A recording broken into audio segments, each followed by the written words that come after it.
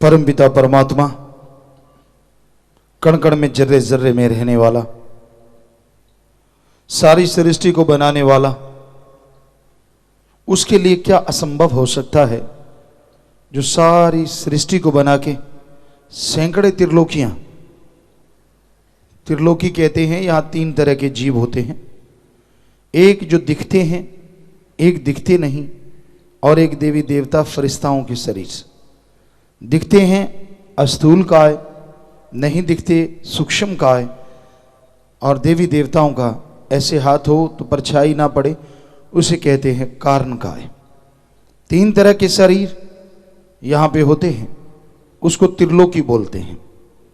ऐसी सैकड़े त्रिलोकियां हैं, और यहां जाके आत्माओं का वास होता है भक्ति के अनुसार, सेवा सिमरन के अनुसार। तो वो सचखंड निज धाम, वहां पे पता नहीं कितनी रूहों का वास है, और सबके साथ परमपिता परमात्मा है जहरा तौर पे। यहां तो नजर नहीं आता, लेकिन वहां तो हर आत्मा का मालिक सदगुरु मौला उनके साथ है। तो वो कैसा होगा जो हर जगह एक होते हुए भी मौजूद है? वो सुप्रीम पावर, वो परमपिता परमात्मा हर जगह है, पर वो हैरानी की बात यह है हर जगह होते हुए भी वो अजन्मा है, वो जन्म नहीं लेता, और अजाप है, उसका जाप नहीं हो सकता। उस तक जाने के लिए जाप करना पड़ता है। जब उसकी शब्द को, धुन को पकड़ लेते हैं, जाप की जरूरत नहीं पड़ती। अवर्णनीय है, कोई तुलना नहीं है उसके बराबर। तो वो क्या नहीं कर सकता? आदमी के अंदर रोग पैदा होते हैं, कर्म रोग, या फिर उसके शरीर के खरीदे गए रोग। कोई सच्चे दिल से परमपिता परमात्मा को याद करे तो जिसने ये शरीर बनाया है वो उन रोगों को शरीर में से ऐसे निकाल देता है जैसे मक्खन में से बाल निकाल देते हैं, मालूम तक नहीं पड़ता। पर बात संतों के वचनों को मानने की है। अगर कोई मान ले, सहज सुभाए फकीर कहते हैं, कहते नहीं मालिक कहलवाते हैं, और उनको कोई उसी समय पकड़ ले, बस बेड़ा पार हो जाता है। असंभव भी संभव हो जाया करता है। लेकिन वचनों की ही भक्ति है कलयुग में। मान लिया तो ठीक है, ना माना तो भरो। संत गुस्से नहीं होते कि मेरा वचन क्यों नहीं माना, दुखी जरूर होते हैं कि भाई इसके कर्म काट रहे थे, पहाड़ गिरने वाला था, लेकिन ये है जालिम, मानने को तैयार नहीं। चलो फिर क्या कर सकते हैं?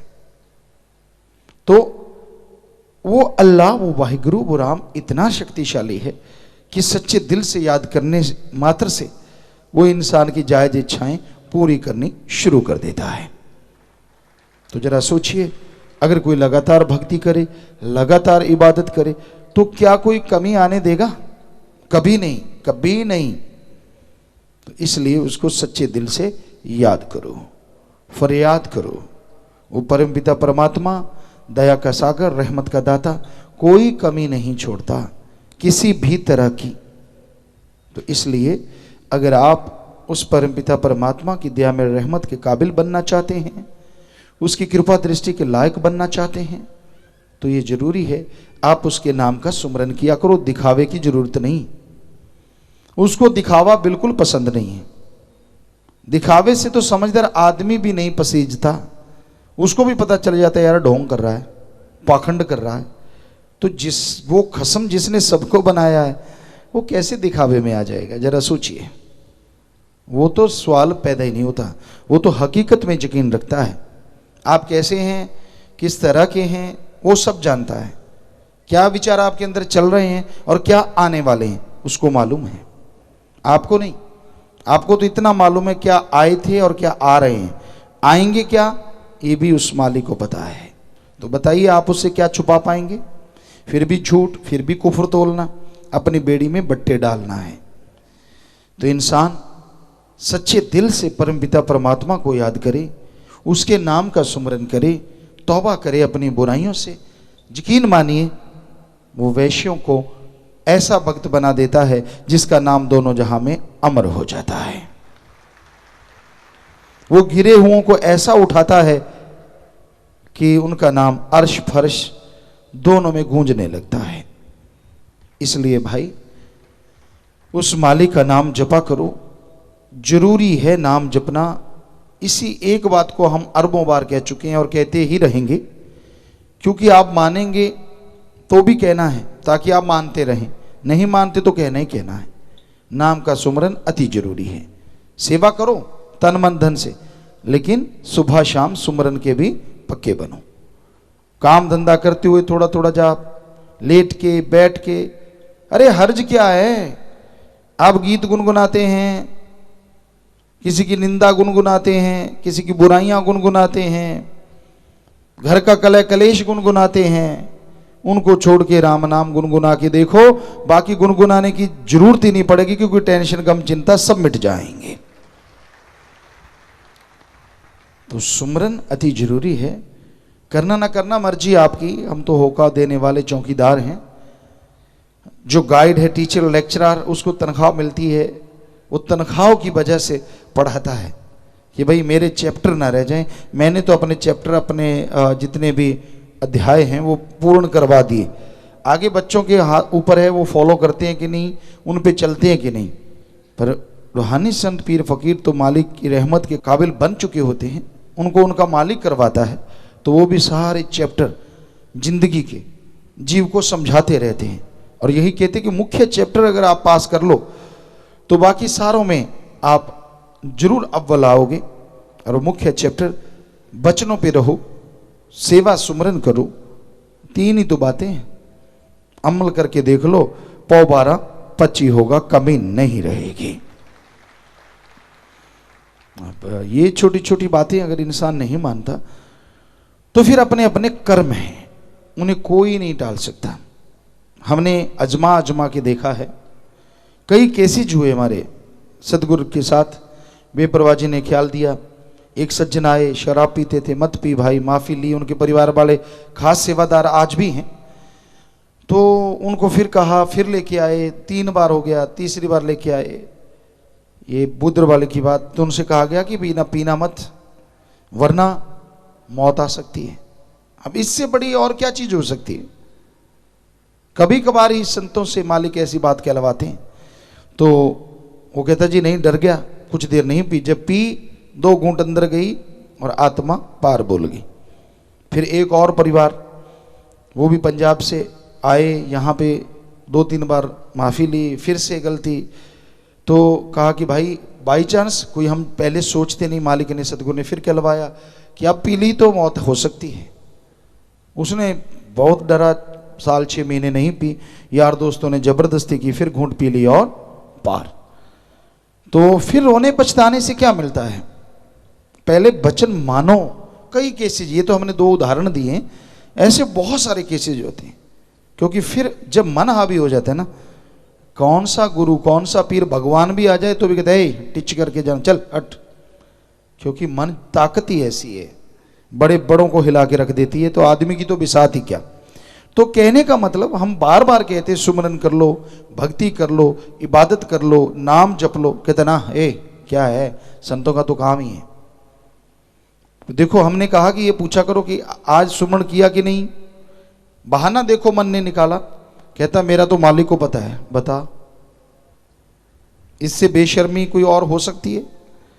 ये तो हमने बोला ही नहीं कि आपने आगे से ऐसे कहना है, सिर्फ ये कहना है आज सुमरण किया, कोई पूछ ले कितना तो वो भी बताना है।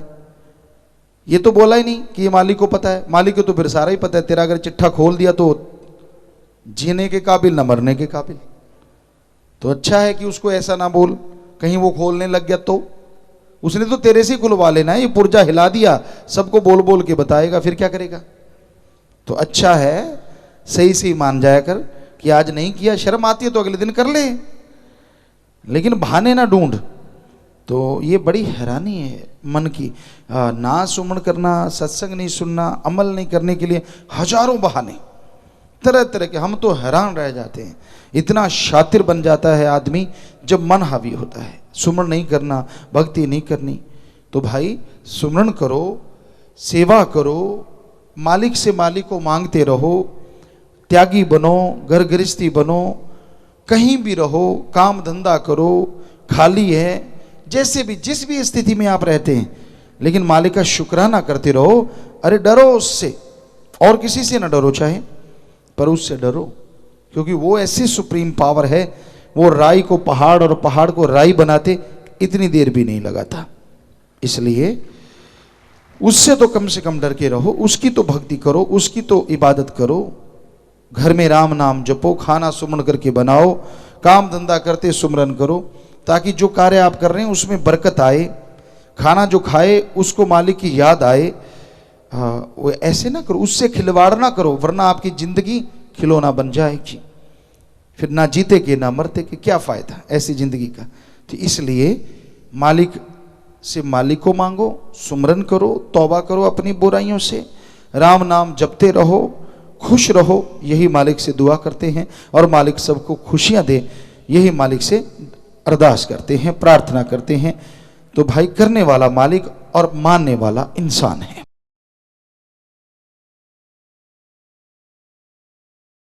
मालिक का नाम सुखों की खान है। जो लोग मालिक के नाम से जुड़ जाया करते हैं, जो सुमरन के पक्के हो जाते हैं, पहाड़ जैसे कर्म कब कंकर में बदल जाते हैं पता तक नहीं चलता। अल्लाह वाहिगुरु गौड़ खुदा रब की याद में ऐसी शक्ति है, ऐसी ताकत है कि जो भी इस ताकत से जुड़ जाता है उसे दोनों जहां की खुशियां इस मृत्यु लोक में मिलनी शुरू हो जाती हैं। ऐसा परमानंद मिलता है, ऐसी लज्जत मिलती है जिसकी कल्पना नहीं की जा सकती। तो इसलिए अगर आप परमानंद चाहते हैं, मालिक की कृपा दृष्टि के काबिल बनना चाहते हैं, तो मालिक के नाम का सुमरन किया करें। सुमरन में अनोखी शक्ति है। सुमरन इंसान के अंदर की मैल साफ कर देता है। सुमरन इंसान को आत्मबल बख्शता है। सुमरन करने से इंसान अंदर बाहर से शक्तिशाली होता चला जाता है। कोई गम, कोई चिंता, कोई टेंशन उसे सता नहीं सकती। इसलिए सुमरन के पक्के बनो। कईयों ने कहा कि जी परम पिता जी के समय या मस्ताना जी के समय नाम के बारे में नहीं कहा जाता था, क्योंकि उनका मन खुद का खराब था। खुद तो जाप करना नहीं होता था, लोगों को शिक्षा देते थे, नहीं तब तो नहीं कहा जाता था। एक एक शब्द उठा के देखो उसमें लिखा क्या है। बेपरवाह जी के कितने भजन हैं, आप ज़्यादातर देखेंगे, हमें लगता है 90% 95% शब्दों में एक ही बात आती है, नाम जपो, नाम जपो, नाम जपो। तो ये क्या वचन नहीं, ये तो लिखित वचन है जिनको कोई टाल भी नहीं सकता। बेपरवाह जी ने भजन बनाए हैं। तो ये सिर्फ आदमी का जब मन खराब होता है ना, तो सतगुरु पीर फकीर को भी उसी तरीके से मोड़ लेता है। तो भाई हकीकत है, नाम जपे बिना किसी भी युग में किसी को शांति नहीं मिलती। सेवा करो, परमार्थ तन मन धन से दीन दुखियों की मदद करो, दृढ़ विश्वासी दृढ़ यकीन करो और सुमरन करो। 3 बातें रूहानियत के लिए तरक्की देने वाली हैं। बाकी बातें करोगे अकाज होता है, चुगली, निंदा। क्योंकि जब सुमरन नहीं करते, चुगली निंदा करने को दिल करेगा। आपके पास से कोई उठ के गया, सामने से गुजर गया, उसकी निंदा शुरू कर दोगे। बिना वजह दूसरों को देख देख के जलते भूनते रहोगे, आत्मा कमजोर हो जाती है। सुमरन से ही आत्मबल आता है, सुमरन से ही आत्मिक शक्ति आती है। इसलिए सुमरन जरूरी है। सुमरन किया करो, भक्ति किया करो, तो आत्मविश्वास आएगा, सहने की शक्ति आएगी, और उसके द्वारा ही आप मालिक की कृपा पात्र बन पाएंगे। इसलिए ये बहुत जरूरी है कि आप सुमरन नियमानुसार जरूर किया करें। सुमरन के बिना बात नहीं बनती। चाहे घंटा सुबह शाम या आधा घंटा सुबह आधा घंटा शाम, सुमरन भक्ति में ही शक्ति है। और फकीरों के पास कोई जादू टोना या राख की चुटकी नहीं होती जो सिर में डाल दी जाए, वो तो पाखंड है। सुमरन ही एक तरीका है जो आपके विचारों को बदल डालेगा। सुमरन ही एक रास्ता है जो आपको गम दुख दर्द परेशानियों से आज़ाद करके बेगमपुर का बादशाह बना देगा। इसलिए सुमरन पे ध्यान एकाग्र करो। सुमरन करना ही करना है। कितना भी काम धंधा है, कितना भी आप बिजी हैं, सुमरन करो। मन जालिम तो ऐसा है, चाहे आप फ्री हो तो नहीं सुमरन करने देता। गप मार लिए, इधर उधर की बातें कर ली, ये क्या है वो क्या है फलां क्या है, बिना वजह दीवारों को तस्वीरें बनाता रहता है, पेंटिंग करता रहता है। सुमरन के टाइम देखो, खुली आंखें करके जाप करके देखो, आपके सामने अलमारी है तो अलमारी की गाथा शुरू हो जाएगी। ये थोड़ी टेढ़ी है, मेरे वाली गलत है, उसकी वाली सही है, इसमें कपड़े ज़्यादा हैं, उसमें लटक रहे हैं, इसमें नहीं है, मेरी सफाई बढ़िया, उसकी नहीं, फलां फलां। कोई बात नहीं, कोई मतलब नहीं। लेकिन मन जालिम है ही ऐसा, सुमरन नहीं करने देता। इसलिए कहा जाता है बंद आंखें करके आप सुमरन करें, ताकि कम से कम इन चीज़ों में ध्यान ना अटके। बंद आंखें कर ली तो फिर अंदर से शुरू हो जाता है। मन कौन सा कम जालिम है, ऐसे ऐसे विचार जो पहले कभी आए ही नहीं होते वो शुरू हो जाते हैं। ये करने वाला था, उसको पैसे देने थे, उससे लेने थे, बिजनेस ऐसे नहीं चल रहा, ऐसे चलेगा, फिर आप ऐसे करेंगे, फिर तू वैसे करना। क्यों? उसी टाइम ज़्यादा याद आती है, आगे पीछे नहीं। आगे पीछे कोई मतलब नहीं, उस टाइम सारे रिश्ते नाते याद आने शुरू हो जाते हैं, सारे काम धंधे शुरू हो जाते हैं। जिससे लड़ा है उसको गालियाँ देना शुरू कर देता है, या उसकी टांग खिंचाई शुरू, हाँ ऐसे करेंगे फिर साले को पता चलेगा, इत्यादि इत्यादि। मन का काम ही ऐसा है, ये सुमरन में नहीं लगने देता। तो इसलिए करते रहो सुमरन। जो सुमरन कर लोगे, ये मन में ताकत नहीं है कि, या मन में तो क्या, काल महाकाल में भी ताकत नहीं है कि जो आपने सुमरन किया उसको खत्म कर सके, क्योंकि वो अल्लाह वाहिगुरु का सुमरन है, उसे कोई खत्म नहीं कर सकता। जितना आपने कर लिया वो आपका हो गया, और उसकी खुशियों के हकदार भी आप जरूर बनेंगे।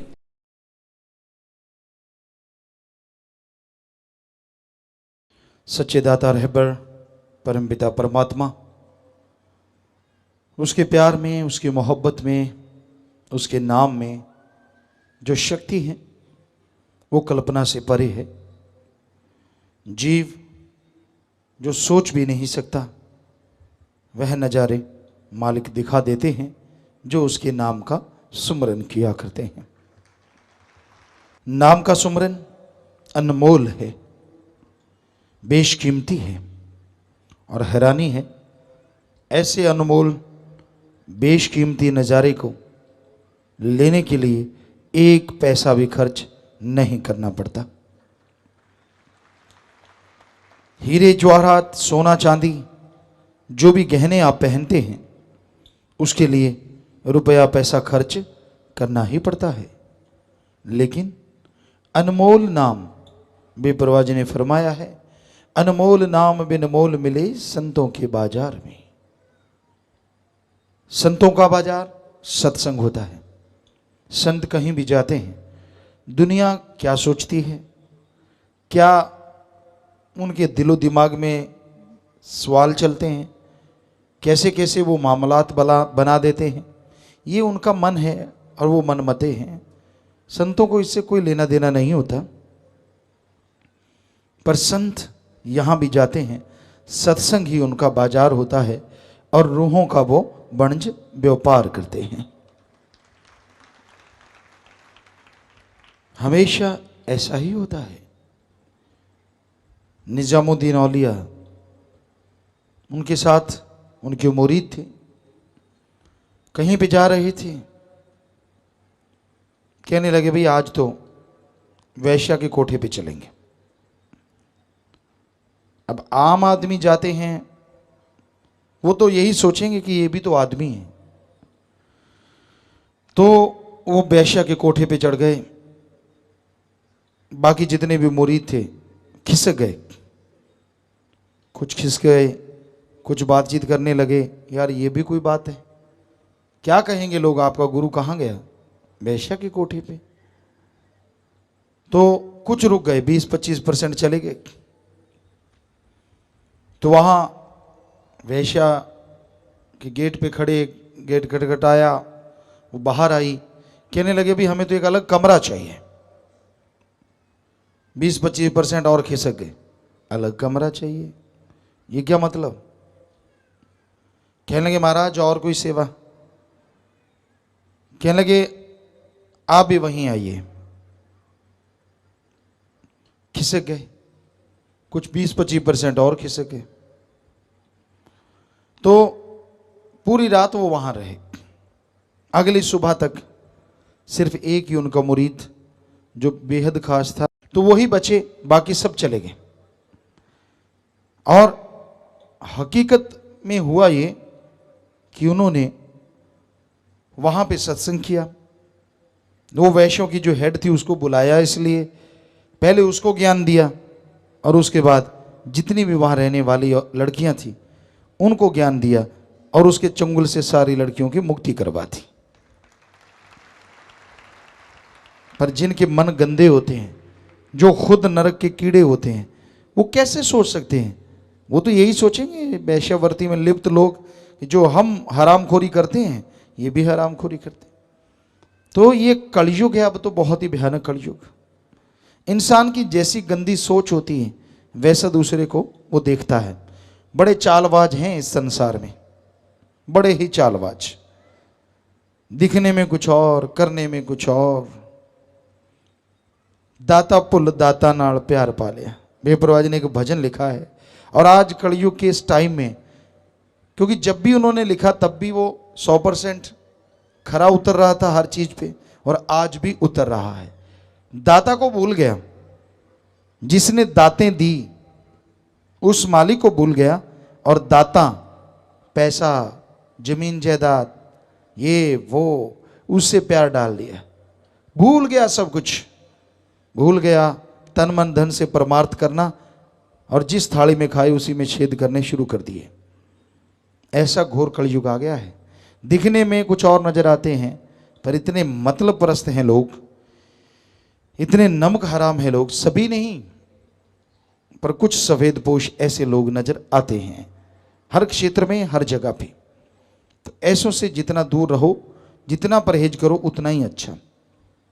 आपको कैसा पता चले कि ये अब सही है, कब गलत हो गया? अगर वो अल्लाह वाहिगुरु राम के गुण गाता है, शुरू से गाता आया, आज भी गा रहा है, आपको कोई नाजायज काम करने के लिए नहीं कहता, राम नाम के रास्ते पे चलने के लिए कहता है, सेवा सिमरन सत्संग में दिल उसका लगता है और आपका लगाने के लिए कहता है, तो 100% वो खरा है। अगर वो कभी किसी आदमी में कमी निकालता है, कभी किसी में, ये प्रबंधक सही नहीं, ये फलाना सही नहीं, ये दिंकड़ सही नहीं, समझ लो उसकी लुटिया डूबने वाली है। क्योंकि उसको किसी से क्या लेना देना। आप अपना बिजनेस करो, काम करो, धंधा करो, राम का नाम जपो, बस। और जैसे वो इस तरह की बातें करने लगता है और आप सुनना शुरू कर देते हैं, समझ लीजिए आपका मन भी हरामी होने वाला है। ऐसे लोगों से सावधान हो जाओ। क्यों, पहले क्या था और अब क्या हो गया? फकीर संत गुरु तो कभी किसी को बद्दुआ नहीं देते, क्योंकि चलता पैसा कब खोटा हो जाए इसका कोई मालूम नहीं पड़ता। तो इसलिए ऐसे लोगों से सावधान हो जाओ, क्योंकि वो गिर चुके हैं, मन के हाथों मजबूर हो चुके हैं, चाहे माया के यार बन गए या मोह ममता में फंस गए, भूल गए उस मालिक देने वाले को। अगर वो दे सकता है तो वो ले भी सकता है। सारी रौनकें उड़ जाती हैं, मुंह से मक्खी नहीं उड़ती। फिर इतना बुरा हाल होता है कहने सुनने से परे। तो कई लोग चालाक ज़्यादा पड़ गए, ज़्यादा कड़ गए, ऐसी चालाकियाँ करते हैं, शातिराना चीज़ें करते रहते हैं और वो पल पल भरते हैं। मालिक कृपा करता है, उस जो भी आदमी सेवा करता है तन मन धन से, कोई कमी नहीं छोड़ता मालिक। लेकिन इंसान अगर बुरे कर्म करने लग जाए तो भाई फिर भरना भी उसको पड़ता है। तो इसलिए आप सुमरन करें, भक्ति इबादत करें, और ऐसे लोगों से हमेशा सावधान रहें जो क्यों किंतु परंतु में ही उलझे रहते हैं। वो उनकी भक्ति करी कराई चली जाती है। मालिक हालांकि जो भी तन मन धन से सेवा की उसका कुछ छुपा के नहीं रखता, दे देता है। लेकिन आदमी अगर अपनी झोली ही फाड़ ले तो दिया हुआ सारा धीरे धीरे गिरता है, और कई बार एकदम भी गिर जाता है। तो इसलिए भाई ऐसे लोगों से सावधान रहो, अपने मन को हावी ना होने दो, सुमरन करो, भक्ति इबादत करो, मालिक से मालिक को मांगो और मालिक से मालिक की औलाद का भला मांगो, भला करो, और जो राम नाम में चलें उनका साथ दो, उनकी सोहबत करो। जो क्यों किंतु परंतु अपनी अकल का ज़्यादा दखल दें, अपने आप को ज़्यादा होशियार समझ के अजीबोगरीब बातें करें, समझ लीजिए वो आदमी गिरा हुआ है, सिर्फ दिखावा मात्र कर रहा है, उसमें भी उसका कोई पैसे का मतलब होगा या कोई और मतलब होगा। तो इसलिए ऐसे लोगों से बच के रहो, राम नाम से जुड़े रहो। सदगुरु मौला के वचन, साईं मस्ताना जी महाराज, परम पिता दाता रहबर के वचन अब भी करवाते उन्हीं के वचन कि सच्चे सौदे के मुरीद को ना अंदर कमी रहे ना बाहर, दोनों जहां की खुशियों से माला माल होते रहोगे, और अब तो कई गुना बढ़ चढ़ के खुशियां बरसेंगे ही बरसेंगी।